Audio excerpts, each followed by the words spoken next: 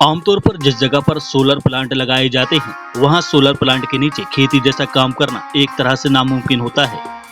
लेकिन सागर के ढोलक बड़ी परिवार के आईआईटीएन आनंद जैन ने ऐसा कमाल कर दिखाया है कि 16 एकड़ में लगाए गए सोलर प्लांट के नीचे आनंद जैन 16 तरह के सब्जी फलों की खेती भी कर रहे हैं। दरअसल उन्होंने 16 एकड़ में सोलर प्लांट लगाया है, लेकिन सोलर प्लांट के नीचे आमतौर पर खेती नहीं हो पाती है, क्योंकि पौधों को सूरज की रोशनी की जरूरत होती है।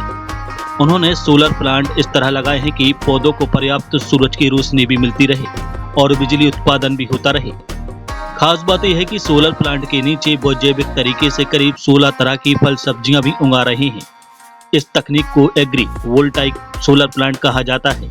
देश में दूसरी जगहों पर भी ऐसे प्रयोग हुए हैं, लेकिन इतने बड़े पैमाने पर यह पहला प्रयोग बताया जा रहा है।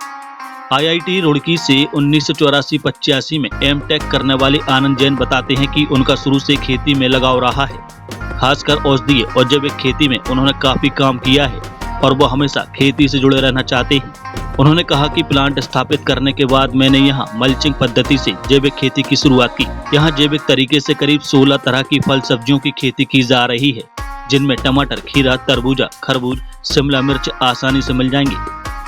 आनंद जैन बताते हैं कि पहाड़ी राज्यों के अलावा इस सीजन में मध्य प्रदेश में स्ट्रॉबेरी लगाना एक सपने जैसा है, लेकिन इस प्लांट के नीचे अप्रैल माह में स्ट्रॉबेरी हो रही है। धन्यवाद आपका। मैं क्योंकि पहले से ही कृषि कार्य में रहा हूं और वह भी औषधीय पौधों के कृषि कार्य में रहा हूं, तो कृषि से जुड़ा नाता है। अन्यथा तो मैं फिजिक्स के लव वाला इंजीनियर आदमी हूँ, रुड़की से मेरा एमटेक है, लेकिन शायद पेड़ पौधों के प्रेम के कारण ही मैं इस फील्ड में आ गया। और आया तो था आर्थिक कारणों से, लेकिन जब किसी ने ये कहा कि हर दिन कुछ ना कुछ पौधे विलुप्त हो रहे हैं, तो शायद फिर वो एक चैलेंज की तरह हो गया। क्योंकि आज जब हमारे पास इतनी टेक्नोलॉजी है, रिलेटिव ह्यूमिडिटी कंट्रोल है, टेम्परेचर कंट्रोल है, green house, poly house, net house, तो अब तो पौधे विलुप्त नहीं होने चाहिए, कम से कम आज के तकनीकी युग में।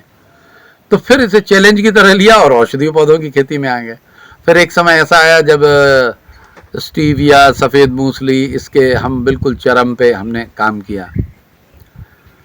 तो उस समय से भी चाहत थी कि मैं पावर जनरेशन में जाऊं। तो इनिशियली विंड पावर था, क्योंकि हमारा यहाँ एक फार्म हाउस जो होता था उसके ऊपर एक झंडा लगा होता था। तो कई बार मैं देखता था वो पूरे दिन फड़ फड़ फड़ फड़ करके, तो मैं सोचता था इतनी विंड एनर्जी वेस्ट हो रही है।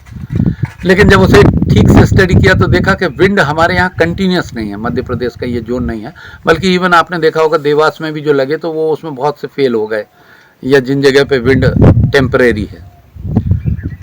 फिर ऐसा हुआ कि जब हमारे यशस्वी प्रधानमंत्री जी की कुसुम ए योजना आई, तो इससे मुझे ये बात आई, क्योंकि हमारे मध्य भारत में, खास तौर से हमारे मध्य प्रदेश में भी सूरज भगवान की बड़ी कृपा है, बल्कि हम लोग गर्मी से ज़्यादा परेशान हैं, ठंड से उतने नहीं होते।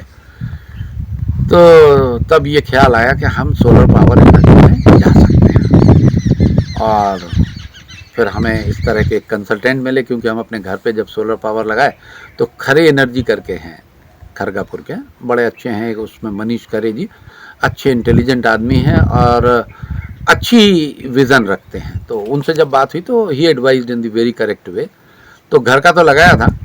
फिर मैं, क्योंकि हमेशा से खेती से जुड़ा हूं, तो मैं ज़मीन वेस्ट करना नहीं चाहता था। जैसा कि आपने देखा होगा जो ग्राउंड माउंटेड में होता है कि सोलर पावर एनर्जी तो पैदा होने लगती है, लेकिन नीचे ज़मीन कोई काम की नहीं देती। मैंने कहा मैं इसे वेस्ट नहीं, तो वो अपना कहीं कहीं से कुछ चर्चा में मालूम चला कि नहीं साहब, 4.5 मेगावाट का आपका पूरे भारत का सबसे बड़ा है। तो हमें और भी खुशी हुई कि हमने कुछ ऐसा किया है कि जो अब नंबर 1 पे है। और अब आगे हम चाहेंगे कि यहाँ पे, हालांकि हमने अभी भी जो कोशिश की है, अभी आप देखेंगे कि स्ट्रॉबेरी जो बड़े ठंडे प्रदेश में होती है, या थोड़ा थोड़ा होने भी लगी है, लेकिन अभी अप्रैल में आप देख ही रहे थे अभी कि किस तरह से ठीक साइज में भी है कि स्ट्रॉबेरी यहाँ उग रही है। तो अब क्योंकि इस पौधे ने यहाँ हमारा निमंत्रण स्वीकार किया है, तो हम चाहेंगे कि सागर वालों को और आसपास के लोगों को भी हम लंबे समय स्ट्रॉबेरी का आनंद दे सकें। Thank you.